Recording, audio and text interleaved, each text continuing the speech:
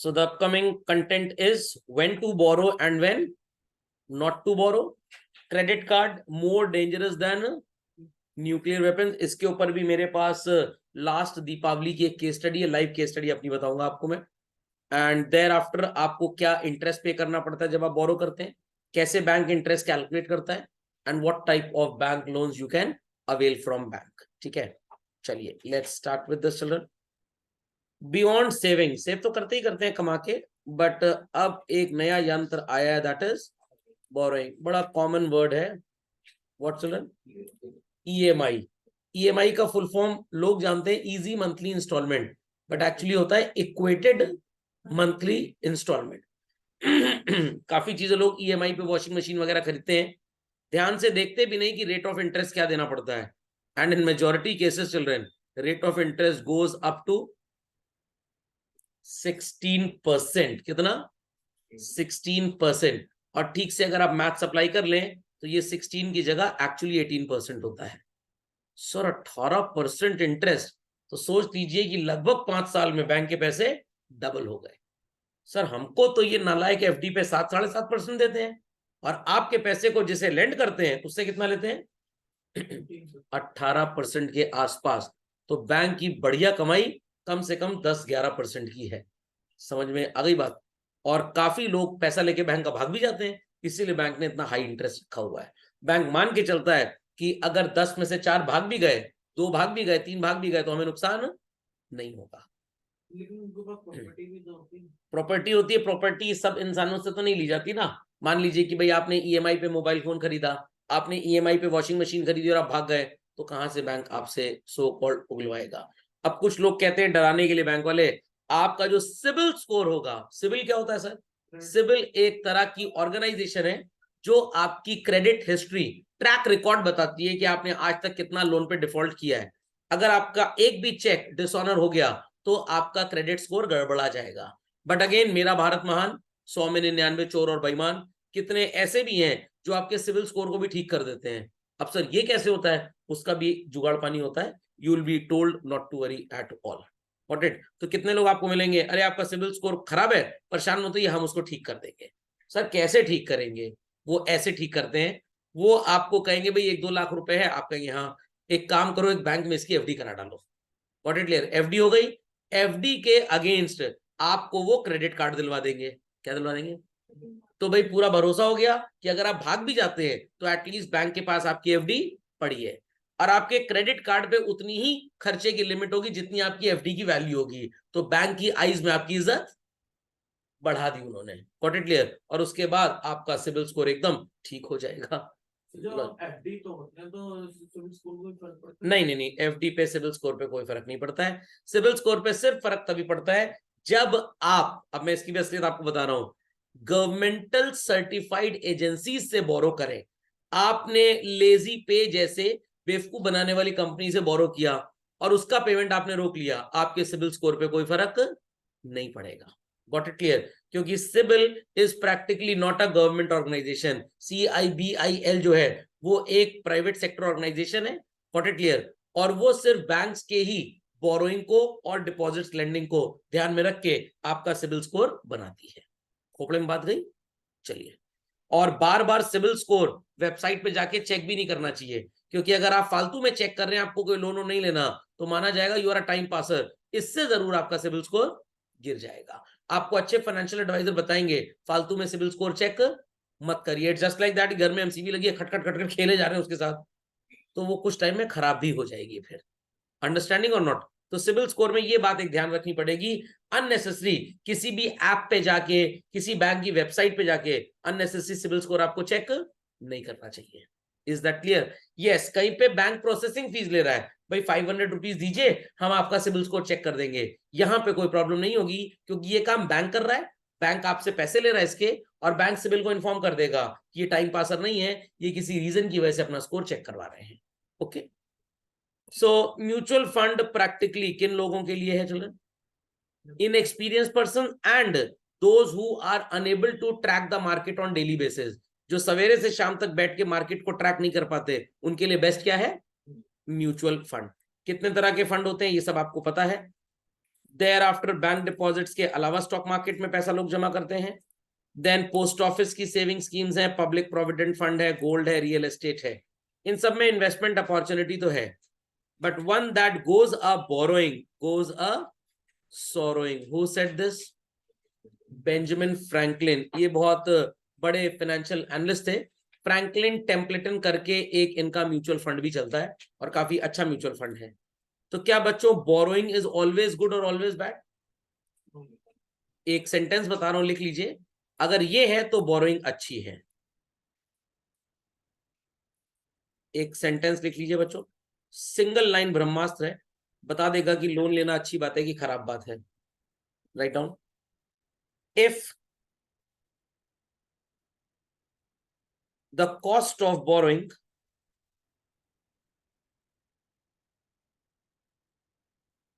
within brackets, right, interest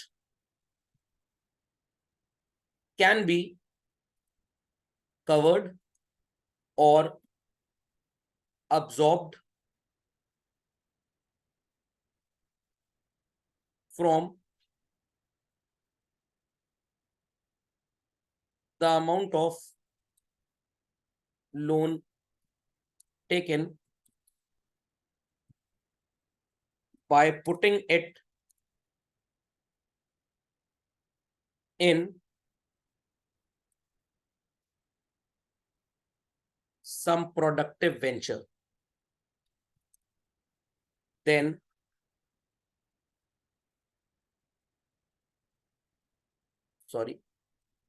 only then borrowing is good. तो आपने जितना बैंक से कहीं से भी बोरो किया, अगर ये बोरो किया गया पैसा आप कहीं पे इन्वेस्ट करें और आपको वहां से इतना पैसा मिल जाए कि आपका इंटरेस्ट इजीली कवर अप हो जाए, then borrowing is good children, else borrowing is total बकवास। एक चीज मैं आपको और बता देता हूं, one more brahmastra is there, and the brahmastra says what? Businessman and people taking money for house loan only happen to gain children. So if money is borrowed for housing loan and money is borrowed by businessmen, सिर्फ तभी advantage है बच्चों।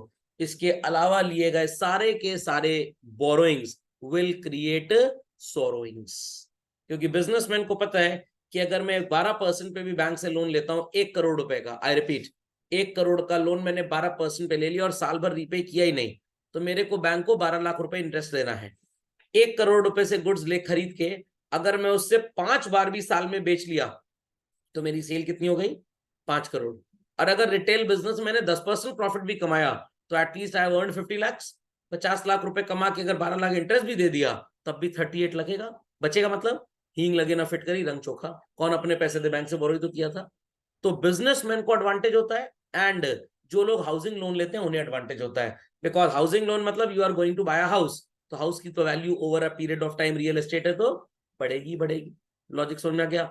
आप रहने के लिए घर खरीद रहे हैं, ऑब्वियस सी बात है, तो भाई सड़क पे टेंट लगा के तो नहीं रहेंगे, तो आपके पास कोई ऑल्टरनेटिव नहीं है अदर देन की लोन लेना ही लेना है। If you already have a house you can take a loan and buy a new house or an apartment or a flat, basically उसको आप लेट आउट कर सकते हैं। मान लीजिए आपका मंथली ईएमआई आ रहा है 25,000 का एंड रेंटल इनकम इज 15,000, कोई बात नहीं, 10,000 आपकी जेब से जाएगा, बट 5 ईयर 10 ईयर 15 ईयर के बाद आपका लोन पे ऑफ हो जाएगा। सर लोन इतनी जल्दी कैसे पे ऑफ होगा? आपने जब लोन लिया था आपकी इनकम कम थी, लोन आपने जब लिया आपकी इनकम कम थी, over the period of time आप सैलरी क्लास है, बिजनेसमैन है, धीरे धीरे कमाई बढ़ेगी। क्या बैंक रेट ऑफ इंटरेस्ट बढ़ा देगा लोन पे? नो। तो पहला आपका ईएमआई मान लीजिए 25,000 था और आपकी कमाई 75,000 है, 2 साल के बाद आपकी कमाई हो जाएगी 1 लाख रुपए, बट ईएमआई तो 25,000 ही रहेगी ना। तो मैंने तो किसी का आज तक सुना ही नहीं कि अगर 20 साल का होम लोन किसी ने लिया तो उसको लगे वो 20 साल पे करने में, 5 7 8 साल में वो पे हो ही जाता है, बिकॉज आपकी इनकम बढ़ती रहती है but EMI burden remains same. तो here you happen to gain children कि आपने भाई लोन लिया, उससे एक फ्लैट खरीदा, फ्लैट को लेट आउट कर दिया, थोड़ा सा पैसा तो रेंट से ही सेट ऑफ हो गया आपका, बाकी आपने अपनी जेब से दिया, और 5-7 साल के बाद पूरी प्रॉपर्टी आपकी। तो ये एकदम ब्रह्मास्त्र है चिल्ड्रन। इन दो पर्पसेस के अलावा जो भी लोन लेता है, ईएमआई पे मोबाइल फोन खरीदना, वॉशिंग मशीन खरीदना, they are class 1 donkeys in my definition of finance. ये सबसे बड़े बेवकूफ होते हैं जो ईएमआई पे चीजों को खरीदते हैं। इतना इंटरेस्ट आपको देना पड़ता है, इतना इंटरेस्ट देना पड़ता है। आप अगर साल भर जोड़ लें, अरे नहीं सर 1 लाख का मोबाइल फोन लिया था, 8,000 इंटरेस्ट लगा। 1 लाख का आपने मोबाइल फोन लिया, 8,000 इंटरेस्ट लगा, मतलब मोबाइल फोन खरीदने की हैसियत तो थी नहीं, हैसियत तो थी नहीं। तो भाई इससे अच्छा है 15,000 वाला मोबाइल खरीद लो। बात ही तो करनी है मम्मी से, भैया से, पापा, दीदी से। ऐसा तो है नहीं कि 1 लाख वाले से बात करोगे तो पापा की आवाज अमिताभ बच्चन की तरह लगेगी, या दीदी की आवाज करीना कपूर की तरह लगेगी, या जीजा जी की आवाज सैफ अली खान की तरह लगेगी। आवाजें तो सब वैसी आएंगी। या मेरी आवाज आपको लगेगी सो कॉल्ड अजय देवगन की तरह, ऐसा तो कुछ नहीं होगा। तो why to waste money unnecessarily. इसीलिए चिल्ड्रन फाइनेंशियल लिटरेसी के ज्ञान की बहुत ज्यादा जरूरत है हमारे देश के बच्चों को। समझ में आ गया? तो कोई भी अगर आपके मोहल्ले में लोन वोन ले रहा हो, पूछिएगा बिजनेस करते हो? नहीं नहीं नहीं नहीं।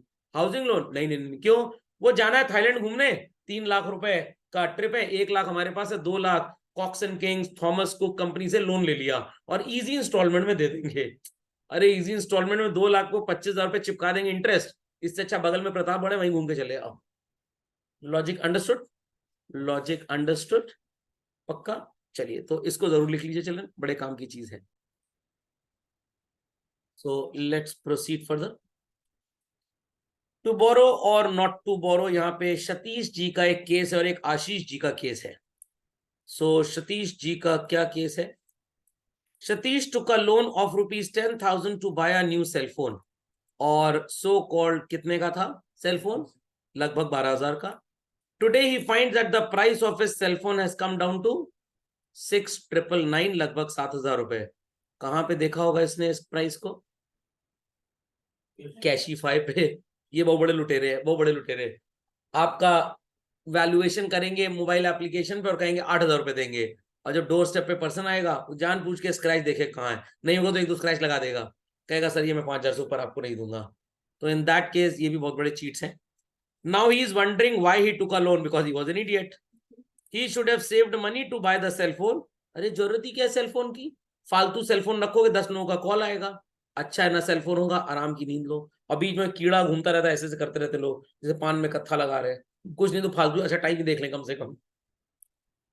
So he would have not only have got the cell phone at lower price, but have also saved the money to pay towards interest. In addition, he would earned some interest on his savings. तो क्या सतीश जी का loan लेना ठीक था? Not at all. इनका loan लेना बिल्कुल भी ठीक नहीं था। तो आप में से भी काफी बच्चे ऐसे होंगे जिनके फ्रेंड्स ये सब हरकतें करते होंगे। ईएमआई पे ले लो, पापा मम्मी को बोलते होंगे अरे ईएमआई पे मिल रहा है, तो भैया इंटरेस्ट तो देना पड़ेगा ना, आज नहीं दोगे कल दोगे। तो जब नो कॉस्ट ईएमआई होती है, झूठ बोलते हैं, कोई नो कॉस्ट ईएमआई होती ही नहीं है। 199 रुपीज तो प्रोसेसिंग फीस है। अभी मैंने एक नया टीवी खरीदा अपने घर के लिए, got it clear? The price of TV was 30,000 rupees, TCL 50 inches Google TV. अब मेरे को रिलायंस डिजिटल वाला कह रहा है सर वो आप सो कॉल्ड ईएमआई पे अगर ले लेंगे तो 2,500 का डिस्काउंट मिल जाएगा। 2,500 का डिस्काउंट। Amazon का ऐप भी यही दिखा रहा था। अब डिस्काउंट कैसे मिलेगा? 30,000 रुपीज का TV, you have to pay the money in 12 monthly instalments. Bank 2,500 रुपए चार्ज करेगा इंटरेस्ट आपसे। आई रिपीट चिल्ड्रन, बैंक कितना इंटरेस्ट चार्ज करेगा? 2,500 रुपए, और बाद में 2,500 रुपए ये आपको डिस्काउंट दे देंगे। तो अपना इंटरेस्ट ही उन्होंने माफ किया, टीवी उन्होंने सस्ता नहीं दिया। और कल को जब मैं कंप्लेन करूंगा आपने झूठ बोला मेरे से, तो सर हमने तो आपको इतने का ही दिया ना, ये तो बैंक का इशू था। तो कितनी बार कस्टमर ऐसे भी बेवकूफ बनाया जाता है। अब जिसके पास पैसा नहीं है, आई रिपीट जिसके पास पैसा नहीं है वो ईएमआई पे ले सकता है, बट कोई डिस्काउंट तो नहीं मिला ना, कोई डिस्काउंट नहीं मिला। Is that clear? तो ऐसे भी बैंक वाले बेवकूफ बनाते हैं। Amazon तो ऐसे ही लिखता है 30,000 rupees less HDFC credit card 2,500, effective cost is 27,500। But जब आप ऑर्डर प्लेस करके ऑर्डर प्लेस विंडो से बाहर निकलते हैं तो आपको पता लगता है कि आपकी टोटल ईएमआई जो 12 बनेंगी उसमें कटेगा पूरा 32,500 रुपए, पूरा 32,500 रुपए कटेगा आपका। आई रिपीट पूरा 32,500, बाद में 2,500 वापस मिल जाएगा। तो नेट जेब से कितना कटा? 30,000। और चतुराई देखिए, ये जो कैशबैक है ना, ये बैंक में नहीं आता, कितनी बार आता भी है, कितनी बार Amazon नहीं पे भी आता, ये अमेजोन के वाउचर पे आएगा। अब उसके बाद की कलाकारी सुनिए, 2,500 रुपए इन कैश कराने के लिए 10,000 की शॉपिंग करनी पड़ेगी आपको। 2,500 इन कैश कराने के लिए 10,000 की शॉपिंग करनी है, तो टीवी तो 30 का ही पड़ रहा है, प्लस 199 एंड 18% का जीएसटी, तो कितना हो गया, 217 रुपए 92 पैसे। एक तो ये एक्स्ट्रा पैसे चले गए आपकी जेब से, 217 रुपए आपके एक्स्ट्रा लग गए। सर 217 होता ही क्या है, आपके लिए कुछ नहीं होता, ये अगर 1 लाख लोगों से 217 रुपए ले रहे हैं, तो इनका तो 2-2.5 करोड़ रुपए का प्रॉफिट बढ़ गया बैंक का। अंडरस्टैंडिंग? प्लस जो 2,500 रुपए का चूरन आपको दिया था, 2,500 आपको कैशबैक आ गया, बट ये इन कैश कब होगा, जब आप 10,000 की शॉपिंग करेंगे। अब 7,500 तो इन्होंने खर्चा आपका बढ़ा दिया, और आप 7,500 में फालतू का ही सामान खरीदेंगे। कोई मतलब का सामान है तो उसमें लिख जाएगा this coupon is not applicable, तो आपको ऐसा ही सामान खरीदना पड़ेगा जिसमें ये कमाए। समझ में आया?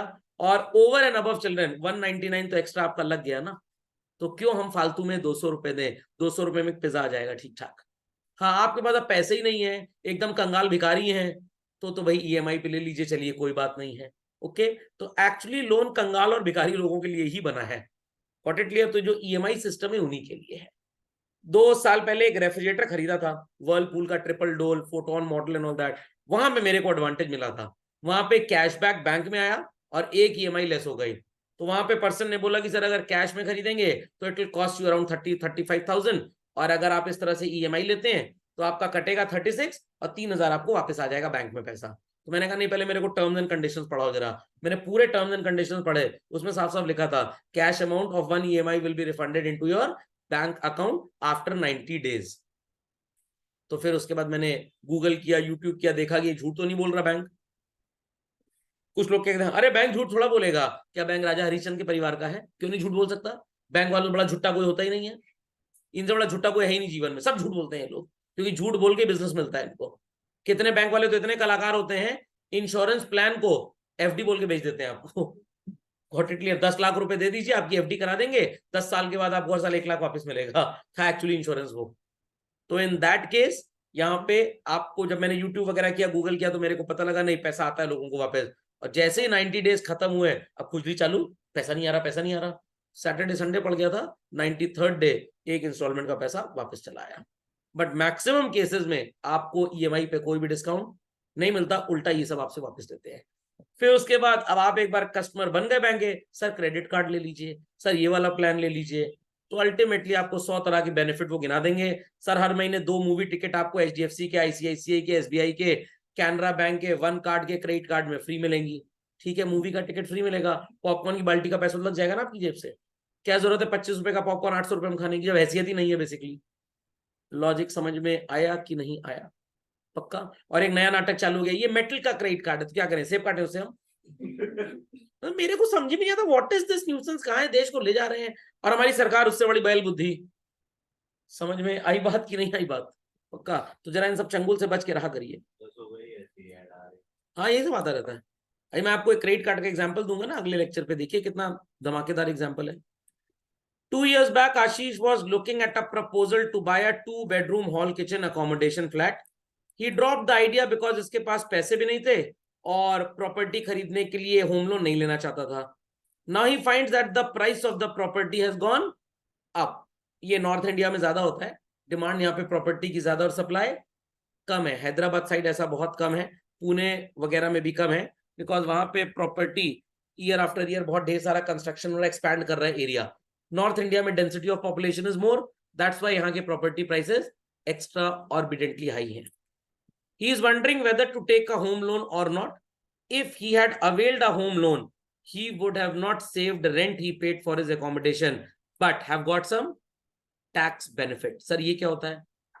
अगर आपने सो कॉल्ड घर खरीदा अपने रहने के लिए, तो वहां पे आपको कोई किराया तो नहीं मिलेगा, but the amount of income that you are earning from your job as a salary, उस सैलरी में से interest on home loan up to ₹2 lakh children less हो जाता है।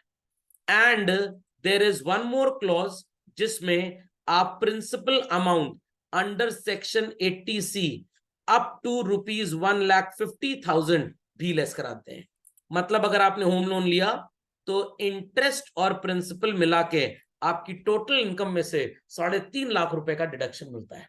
तो किसी की इनकम साल भर की अगर मान लीजिए 24 लाख रुपए है और उसने इंटरेस्ट एंड प्रिंसिपल मिला के बैंक को 5 लाख रुपए दे दिया चिल्ड्रन, तो गवर्नमेंट कहेगी 5 लाख तो नहीं, 3.5 लाख रुपए अपनी इनकम से घटा लो, 21.5 लाख पे टैक्स दे देना। किस पे टैक्स देना? 21.5 लाख पे टैक्स दे देना। खोपड़े में बात गई। तो this is the advantage of home loan कि interest paid, principal paid gets reduced from your income and you are now going to pay tax on lower income basically. और इंडिया में तो पता ही है 10 लाख से ऊपर जिन लोगों की इनकम होती है उनको 30% टैक्स देना पड़ता है। तो 3.5 लाख की वैल्यू पे अगर 30% टैक्स बनता चल रहे हैं तो रफली 1,05,000 रुपए बनता। तो 3.5 लाख रुपए अपने प्रिंसिपल और इंटरेस्ट देने के बाद भी 1 लाख अपना टैक्स भी तो बचा लिया, नहीं तो पैसा भारत सरकार को टैक्स के नाम पे देना पड़ता। Plus over the period of time घर आपकी परमानेंट प्रॉपर्टी हो जाएगी। पर्सनल हाउस है, एक फ्लोर और बनवा के किराए पे चढ़ा दीजिए, उससे जो किराया आएगा उससे ईएमआई चली जाएगी आपकी। तो इसीलिए इंडिया में होम लोन बहुत इजीली लोगों को मिल जाता है। एंड चिल्ड्रन, इस पे जो रेट ऑफ इंटरेस्ट भी होता है वो लगभग 8-8.5% के आसपास ही होता है। और अगर आपका सिविल स्कोर वगैरह ठीक ठाक है तो बैंक ऐसा भी बोलता है, भाई मान लीजिए आपकी प्रॉपर्टी 65 लाख रुपए की है, आपने 55 लाख का लोन ले लिया, पूरा लोन नहीं मिलता है आपको, मैक्सिमम 80-90% ही लोन मिलेगा। अब 55 लाख में बैंक बोलेगा 30 लाख तक का लोन हम आपको 7.5% पे देंगे और बाकी का जो 25 लाख का लोन होगा that will be at 8.5, because आपकी क्रेडिट वर्दीनेस अच्छी है, आपने कभी किसी को डिफॉल्ट नहीं किया पेमेंट में, कोई चेक आपका कभी डिसऑनर नहीं हुआ, तो ऐसे ऑफर्स भी बैंक आपको देता है। अंडरस्टैंडिंग और नॉट अंडरस्टैंडिंग? खोपड़े में बात गई? पक्का? मान लीजिए over the period of 5-7 years 20 साल का लोन था, आपने 10 लाख रुपए का रीपेमेंट कर दिया, अब आपका लोन कितने का बचा? 45। दूर कहीं 1 BHK फ्लैट आपको नजर आ रहा है, कॉस्टिंग ₹20 लाख। आपने कहा एक काम करता हूं, ये 20 लाख का फ्लैट है, बैंक से बात करता हूं, मेरे को ये भी खरीदना है। बैंक कहेगा सर नो प्रॉब्लम, आपकी लिमिट 55 थी, आपने 10 लाख पे कर दिया, 45 लाख आपका लोन बचा है, हम आपको 10 लाख का एक नया लोन दे देंगे, टॉपअप बोलते हैं इसको लोन पे। व्हाट? टॉपअप। 10 लाख का एक लोन और दे देंगे और आपकी इनकम अगर बढ़ गई है तो हमको बता दीजिए, वो बढ़ी हुई इनकम दिखा के हम और लोन आपको दिलवा सकते हैं। मैक्सिमम आपकी मंथली इनकम का 72 टाइम्स आपको लोन मिल सकता है। कितना चल रहा है? ये एक देसी कैलकुलेशन है, मिल तो और भी ज्यादा सकता है, बट ये एक फ्रैंक कैलकुलेशन है जो झटपट लोग बताते हैं। तो 10 लाख रुपए तो भाई आपको मिल ही जाएगा, बिकॉज आपकी कैपेसिटी 55 अर्लियर कैलकुलेटेड थी। If your salary has gone up, give your salary slip from the employer, we'll make some more arrangement. तो बैंक ने बच्चों 16 लाख का लोन का अरेंजमेंट कर दिया। 4 लाख अपने पास से जुगाड़मेंट कर लीजिए, एक 1 BHK का फ्लैट लेकर दिल्ली में किराए पे कम से कम 20,000 रुपए पे चढ़ जाएगा। आपकी मंथली इंस्टॉलमेंट बन रही है मान लीजिए 14,000 रुपए की। लॉन्ग टाइम लोन लिया, इसमें भी एक ज्ञान दूंगा आपको, कभी भी शॉर्ट टर्म लोन नहीं लेना चाहिए, लोन हमेशा लॉन्ग टर्म लीजिए, पे शॉर्ट में करा दीजिए उसको। सर ये कैसे होता है? बताऊंगा, ये भी एक ज्ञान है, दिव्य ज्ञान है, ये कोई बैंक वाला नहीं बताएगा। क्योंकि अगर आपने होम लोन 20 लाख रुपए का 5 साल का लिया, पर मंथ ईएमआई बहुत ज्यादा आएगी, और अगर आपने 20 लाख रुपए का होम लोन 20 साल के लिया, पर मंथ ईएमआई बहुत कम आएगी। तो जो बाकी पैसा बचेगा ना, उसको म्यूचुअल फंड में डालते जाना, उससे ग्रोथ इतनी मिल जाएगी कि आप लोन पे कर पाएंगे। परेशान मत होइए, पढ़ाऊंगा भी, don't worry. Take a loan for a longer period, EMI values would be less. Got it clear? The surplus money which you have saved, आप उससे इसका पेमेंट कर सकते हैं, कैसे भी बताऊंगा, नॉट टू वरी। सो बच्चों, क्या आशीष ने लोन लेके ठीक किया कि बहुत गलती की? ठीक किया, वेरी गुड, एक्सेलेंट आंसर। हाँ यस,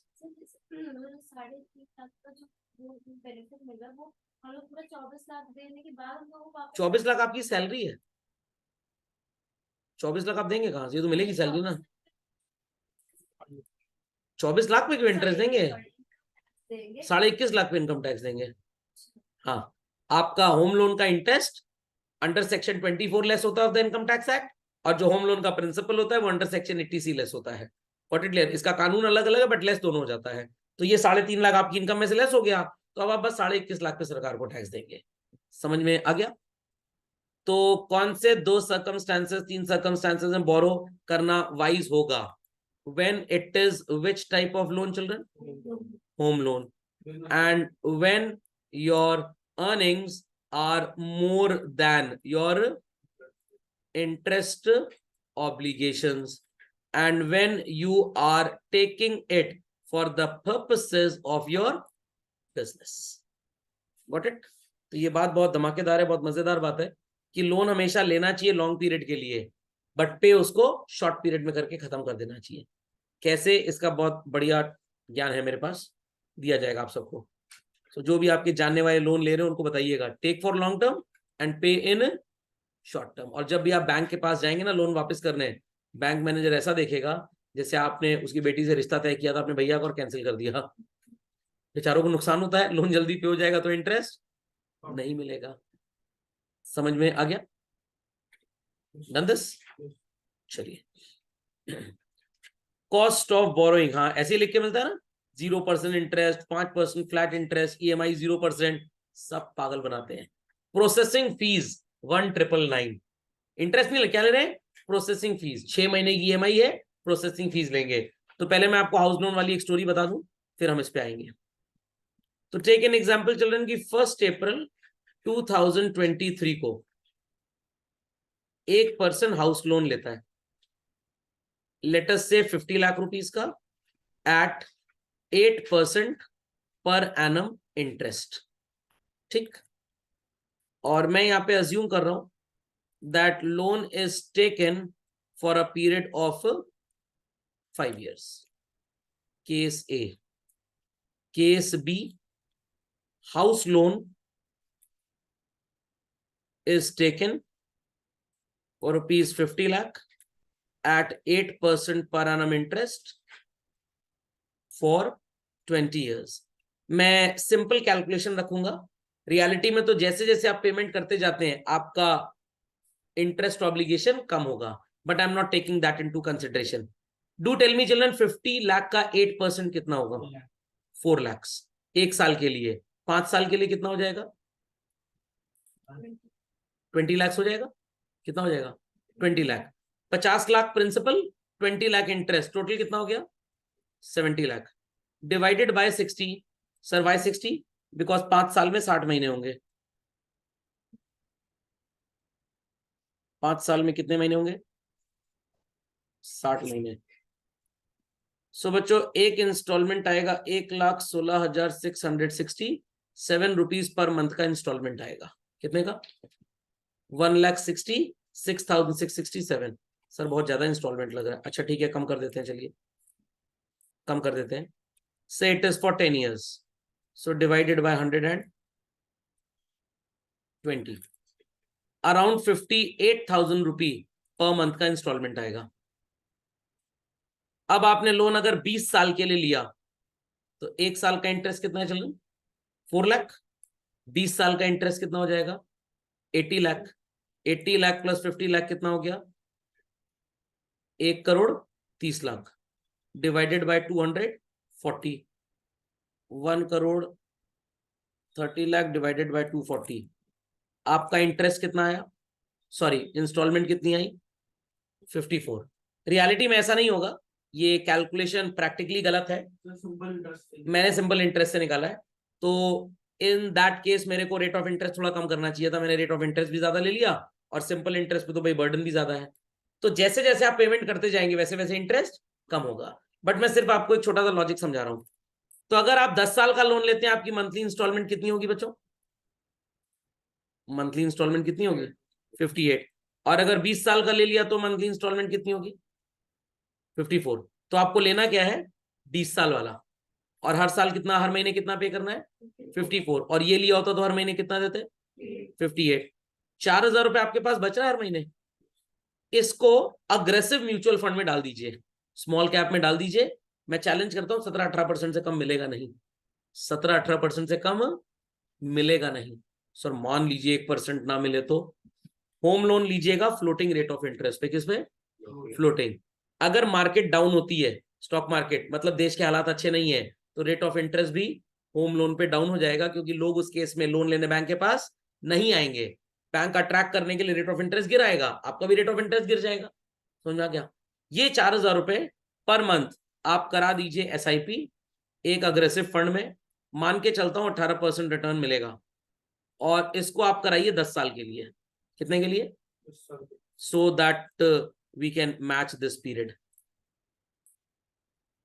ठीक, फाइनेंशियल कैलकुलेटर पे टाइप करते हैं कि 4,000 रुपए महीने की अगर एसआईपी कराई जाए एक अग्रेसिव फंड पे जो 18% का return they for a period of 10 years, 1 10 100,000 10,000 lakh 10 lakh, लगभग 13.25 लाख रुपए बच्चों यहां से मिल जाएगा आपको। 13.25 लाख रुपए, आई रिपीट, कितना? 13.25 लाख। तो आप 10 साल के बाद अपने लोन में 13.25 लाख तो यहां से पे कर देंगे, खोपड़े में बात गई, 13.25 लाख यहां से पे कर देंगे। टोटल आपने कितने साल का लोन लिया था? अभी आपके 10 साल और बचे हैं, 10 साल और बचे हैं। तो जैसे ही 10 साल कम हो गए, खत्म हो गए, ये 13.25 लाख फटाक से पे कर दीजिए। 13.25 लाख में और कितनी इंस्टॉलमेंट्स आपकी निपट जाएंगी एक बार ये देख लेते हैं हम लोग। एक इंस्टॉलमेंट 54,000 की है, सो 13.25 लाख में आपकी 24 इंस्टॉलमेंट्स और निपट गई, मतलब 2 साल और कम हो गए। अब कितने बचे आपके पास? 8 years. People are understanding this maths or not? फिर से सुन लीजिए, 20 साल का लोन आप लीजिए, इंस्टॉलमेंट पे करिए 54 पर मंथ। अगर 10 साल का लेते तो कितना इंस्टॉलमेंट पे करना पड़ता? 58। बट सर 10 साल बाद लोन भी तो खत्म हो जाता। बिल्कुल खत्म हो जाता, मैं ये बात नहीं कर रहा, but in that case so called आपने चतुराई क्या लगाई, 54 का जब आपने लोन लिया मतलब ईएमआई पे किया, और ऐसे पे कर दे कितना? 58, 4,000 महीना बच रहा है, उसको आपने एसआईपी में इन्वेस्ट कर दिया, तो 13 लाख का एक फुल शॉर्ट पेमेंट हो गया। मतलब 2 साल की ईएमआई तो आपने और पे कर दी। मैं 2 साल गलत बोल रहा हूं, क्योंकि जब आप बैंक के पास जाओगे आप बैंक से कहोगे ये पैसा प्रिंसिपल अमाउंट में घटाओ, किसमें? तो इंटरेस्ट भी और घट जाएगा, उससे आपकी ईएमआई 1-2 साल और कम हो जाएगी। तो प्रैक्टिकली आपको 4 साल का ही पेमेंट अब और करना है बस। समझ में आ गया? और अगर मैं रियल वर्ल्ड लोन के ईएमआई का आपको चार्ट दिखा दूं बच्चों, तो 10 साल में आपका इंटरेस्ट की वजह से, अमाउंट की वजह से इंस्टॉलमेंट बहुत ज्यादा होगा, और जो आप 20 साल का लोन ले रहे हैं उस पर इंस्टॉलमेंट बहुत कम होगा, क्योंकि मेरा रेट ऑफ इंटरेस्ट 8% है। I repeat, rate of interest 8%। और रियल लाइफ में सिंपल इंटरेस्ट नहीं लगता लोन पे, इट इज रिड्यूसिंग बैलेंस, नहीं कंपाउंड नहीं होता, रिड्यूसिंग बैलेंस। जैसे जैसे पे करते जाएंगे वैसे वैसे कम होता जाएगा। Got it clear? अगले लेक्चर में मैं एक चार्ट इसका आपको दिखाऊंगा, तो आपको फील आ जाएगा, नहीं सर आप बात सही बोल रहे हैं, कि अगर हम 20 साल का लोन लें तो instalment is very very very less, और अगर शॉर्ट टर्म का लोन लेंगे तो इंस्टॉलमेंट बहुत ज्यादा होगा। तो ज्यादा टाइम का लोन लीजिए, इंटरेस्ट और प्रिंसिपल मिलाकर इंस्टॉलमेंट अभी कम दीजिए, जो पैसे बच जाएं उसका म्यूचुअल फंड करा दीजिए, और वो म्यूचुअल फंड आपको अच्छे रिटर्न्स कुछ सालों में देके जाएगा। समझ में आ गई ये कहानी? तो बाकी पक्का? जो 8 साल का मतलब वो कैसे पे करेंगे? एक्चुअली इतना आएगा ही नहीं ना, मेरे एग्जाम्पल में 2 डिफेक्ट है। पहला defect, rate of interest is 8%, ये तो चलिए ठीक है, but I have calculated flat every year, but जैसे जैसे रियलिटी में हम पे करेंगे हमारा अमाउंट कम होगा, तो मैंने गिराया नहीं है। तो वो मैं अगले लेक्चर में आपको एक चार्ट बना के दिखाऊंगा पूरा, जिससे आपको समझ में आ जाएगा कि अगर आप 20 साल का लोन लेते हैं तो पर मंथ इंस्टॉलमेंट इतना कम आएगा इफ कंपेयर्ड विद 10 ईयर और 5 ईयर और 12 ईयर इंस्टॉलमेंट। तो जो आपका कम इंस्टॉलमेंट है वो पे करिए, जो बच रहा है, जैसे हमारे में 4 बचा, आप इसका म्यूचुअल फंड कराइए, और उससे आपके जो रिटर्न्स आएंगे वो आप पेमेंट में इस्तेमाल कर दीजिए। तो जो 13.5 लाख आई रिटर्न से या टोटल मिला के, टोटल प्रिंसिपल प्लस रिटर्न दोनों मिला के। Got it clear? तो वो आप देखेंगे, आपको खुद समझ में आ जाएगा कि हाँ सर फायदा यही है। ले 20 साल का लोन, हर महीने अमाउंट आपको कम देना पड़ेगा, तो आपकी जेब में कुछ पैसे बचेंगे। जैसे मेरे एग्जाम्पल में 4,000 बच रहा है, तो वहां पे और पैसा बचेगा, और इसका आप एसआईपी करा लीजिए, और over the period of time आपकी सैलरी भी तो बढ़ेगी, बिजनेस का प्रॉफिट भी बढ़ेगा। तो आपके पास लॉन्ग टाइम लोन लेने में फायदा ये होता है कि कम अमाउंट का इंस्टॉलमेंट पे करते time, I repeat, come amount का इंस्टॉलमेंट पे करते time cash in the pocket is retained more, that left over cash could be used basically for investing in mutual funds, और वहां के रिटर्न जितने आएंगे आप उससे लोन इजिली पे ऑफ कर पाएंगे। Got it? सो इस तरह के एडवर्टाइजमेंट्स आपको नजर आते हैं ना बच्चों, 0% इंटरेस्ट, फ्लैट 5%, एडवांस ईएमआई दे दीजिए, कितना मिलेगा? 0%, कोई इंटरेस्ट नहीं देना। पहले तो ये चीट है। क्या चीट है? आपको ये सारे ईएमआई वगैरह कितने महीने के मिलेंगे? सिर्फ 3 महीने। मान लीजिए आपने 50,000 रुपए का कोई प्रोडक्ट खरीदा भी, 3 ईएमआई में आपको पैसा देना है, और ईएमआई कितने की हो गई? 16,667 की, और बैंक वाले कहेंगे 599 इज प्रोसेसिंग फीस। कितनी? एक ईएमआई तो आपसे आज ही ले लेंगे वो लोग, एक ईएमआई आज ही ले लेंगे। तो एक्चुअली आपने कितना पैसा उनसे उधार लिया? 33,333 for a period of only 2 month, क्योंकि हर महीने के स्टार्ट में पैसा ले रहे हैं ना, हर महीने के स्टार्ट में। कहने को 3 महीना है, एक पैसा तो आज ही ले लिया, एक अगले महीने के स्टार्ट, एक उसके अगले महीने के स्टार्ट, तो लेंडिंग पीरियड कितना हुआ? 2 महीना। जो आपको बेवकूफ बना के क्या दिखाया गया था? 3 महीना बेसिकली। तो lending period is only 2 months, not 3 months. समझ में आ गया? दूसरी चीज, इंटरेस्ट तो नहीं लिया, बट प्रोसेसिंग फीस के नाम पे कितना ले लिया? 599। तो दिमाग की बत्ती जलाइए अगर मैथ्स आती है तो। 599 रुपी 33,333 का कितने परसेंट होता है बच्चों? ऐसे ही निकलेगा ना, 599 डिवाइडेड बाय 3333 इंटू 100, ये हो गया बच्चों 1.79। और ये कितने महीने का है? 2 महीने का, divided by 2 and multiply it by 12, annual interest आ जाएगा बच्चों। ये हो गया 10.78%। And what the cheats were saying? 11% से लपेट दिया आपको उन्होंने। नहीं समझे? समझ में आ गया? आज डेट कौन सी है? 5 नवंबर। आपने ईएमआई में कुछ खरीदा, पहली ईएमआई तो आपको आज देनी है, दूसरी ईएमआई आपको कब देनी पड़ेगी? 5 दिसंबर को, और तीसरी ईएमआई आपको कब देनी पड़ेगी? सेकंड आपको 5 दिसंबर, और थर्ड ईएमआई आपको देनी पड़ेगी 5 जनवरी 24 को। तो एक्चुअली एंडिंग तो 2 ही महीने की हुई ना। इंटरेस्ट नहीं चार्ज किया, क्या चार्ज किया? प्रोसेसिंग फीस चार्ज की। ओके, और एक ईएमआई तो आज ही ले ली, बस दिखाया गया कि 50,000 रुपए 3 ईएमआई में देना है, एक तो आपने आज ही दे दिया। किस बात की ईएमआई? ये तो आपने पैसा यूज ही नहीं किया, अपना पैसा दिया। तो 33,333 रुपए का ही लैंडिंग हुआ है, और वो भी आपको अगले महीने के 5 तारीख को एक पेमेंट करना, और फिर अगले महीने के 5 तारीख को। तो दिखा दिया नवंबर, दिसंबर, जनवरी, बट पैसा तो आपसे 2 महीने में ही ले लिया। वो भी 600 600 प्रोसेसिंग फीस है, प्लस इसके ऊपर 18% का जीएसटी होगा, और जीएसटी में भी गवर्नमेंट ऑफ इंडिया बैंक को सपोर्ट करती है थोड़ा सा। Got it clear? तो आप समझ लीजिए, जीएसटी को कैंसिल भी कर दीजिए, जीएसटी कैंसिल भी कर दीजिए, तब भी 11% का इंटरेस्ट तो वसूल ही लिया उन्होंने। किस नाम पे? प्रोसेसिंग फीस पे। और हमारे बच्चे क्या समझते हैं? पापा 0% तो है। पापा भी कहते हैं चलो बेटा ले लो, कोई बात नहीं, नहीं तो कहीं आत्महत्या कर ली तो खर्चा और बढ़ जाएगा मेरा, तू इसी पे बर्बाद कर दे पैसा। समझ में आ गई बात? तो एक चीज याद रखिएगा बच्चों जीवन में, poison is also not available free of cost. समझ में आ गया? क्यों कोई पैसा आपको फोकट में दे? कोई रिश्तेदार लगता है वो आपका?